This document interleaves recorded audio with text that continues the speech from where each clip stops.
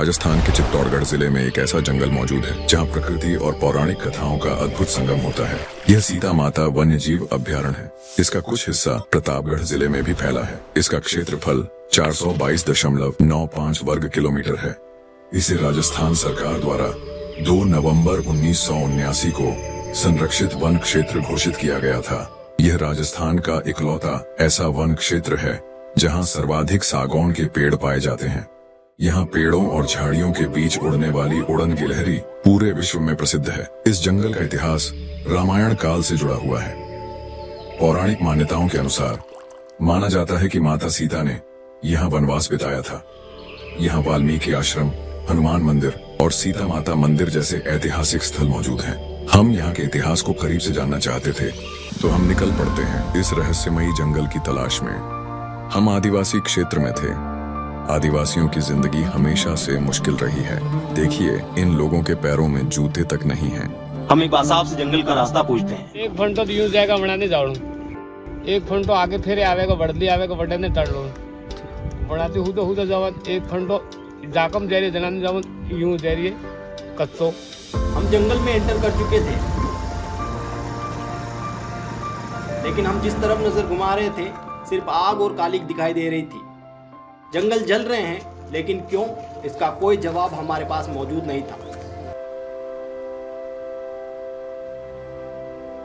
तकरीबन 1 घंटा गाड़ी चलाने के बाद हम उस जगह पहुंच जाते हैं जहां से सीता माता जंगल का पौराणिक इतिहास जुड़ा है। नमस्कार दोस्तों, इस वक्त मैं सीता माता वन्य जीव अभ्यारण्य में हूं और जिस स्थान पर मैं खड़ा हूं, इस स्थान के बारे में बताया जाता है कि जब श्री रामचंद्र जी ने अश्वमेघ यज्ञ किया था तो उन्होंने एक घोड़ा छोड़ा था और उसी घोड़े को यहाँ पर लवकुश जी ने पकड़ लिया था। और उसके बाद जब वो घोड़ा हनुमान जी छुड़वाने आए तो हनुमान जी को भी इसी पेड़ से लवकुश जी ने बांध दिया था।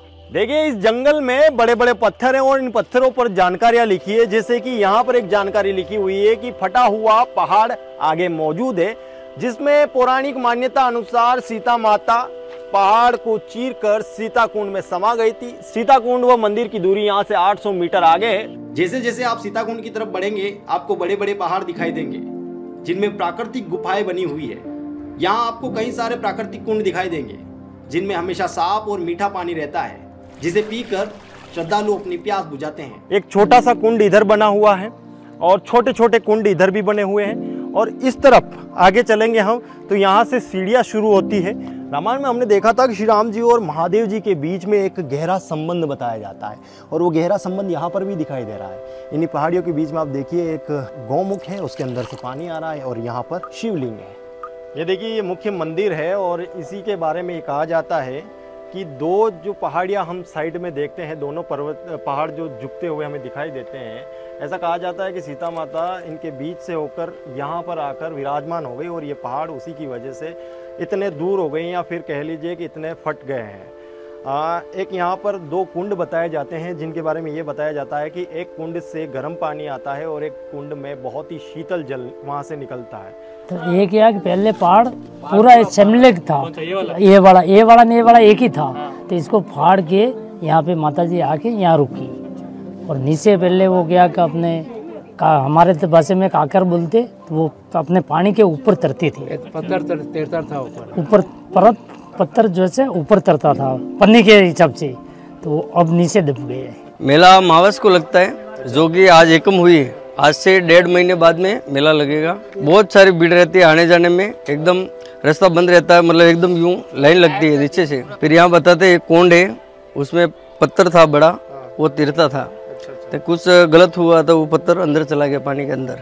दूसरा ये है सामने यहाँ पे नीचे एक साइड तो ठंडा पानी, एक साइड गर्म पानी आज भी है। और मेले के दिन ज्यादा झरना एकदम ज्यादा होता है, जैसा पब्लिक बढ़ेगा वैसा झरना ज्यादा होता है।